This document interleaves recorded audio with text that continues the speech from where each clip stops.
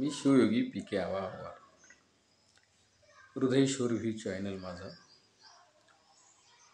मी कृतज्ञ ह्या शब्दावर एक मिनिटात बोलतोय फक्त. कृतज्ञ नंतर कृतज्ञ.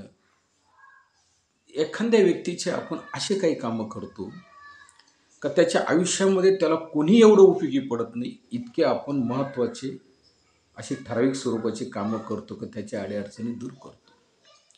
पण ज्यावेळी आपल्यावर काही असे प्रसंग येतात आणि आपल्याला कोणाची तरी गरज असते, आपल्याला साहजिक वाटतं का त्या व्यक्तीला आपण म्हणावं का बाबा मला काहीतरी उपयोगी पड, माझं असं नाही असं काम कर. तर तो त्यावेळी आपल्याला नाकार देतो. तो म्हणतो नाही मला काम आहे, मी नंतर पाहिल मी, असं म्हणून निघून जातो. मग अशा वेळी त्याचं काम तुम्ही करा आणि कुठेतरी अडवून ठेवा का जेणेकरून त्याला ती अद्दल घडली पाहिजे.